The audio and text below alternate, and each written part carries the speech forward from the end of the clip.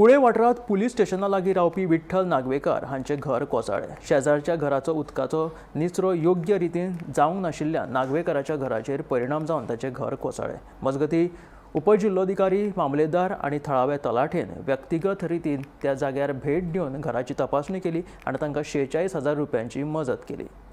आज आम्ही नागवेकर फॅमिलीच्या घरा कडेन आयले। एक न्यूज आयिल्लो की तेंचें घर मोडलां म्हणून। पावसाच्या टायमार शेजारचे पावळी पडून तेंचें घर नळे कलेप्स जाल्लें म्हणून। सो आमी तेजो कॉग्नायजन्स घेवन तिका गव्हर्मेंटाच्या तर्फे पयशे ट्रान्सफर केल्ले आसा काल, आनी तेंकां सांगलें आज रिपेर करपाक स्टार्ट करा म्हणून। सो ते आजच्यान रिपेर करतले, उपली ते एका आठवड्या भितर ते रेडी करतले आनी तेंकां बरें एक छप्पर बरें मेळटलें म्हणून। आनी अशीच अपेक्षा तेंचे कडल्यान बाळगता। त्यांची पावळी पडटाली, पोनेळच्यांनी पयलीं घालूंक ना, मागीर ते फुगून फुगून 2 खेप पडले, सारकें केलें आमी तें। तिसरे खेप तें सामकें कोसळ्ळें, वाशे बिशे फुगून 2 आरमारी आशिल्ल्यो त्यो सायडीन। आमकां खबर ना तें उदक पडून वयले पत्रे बित्रे दोनूय आरमारीचे पिड्ड्यार जाले।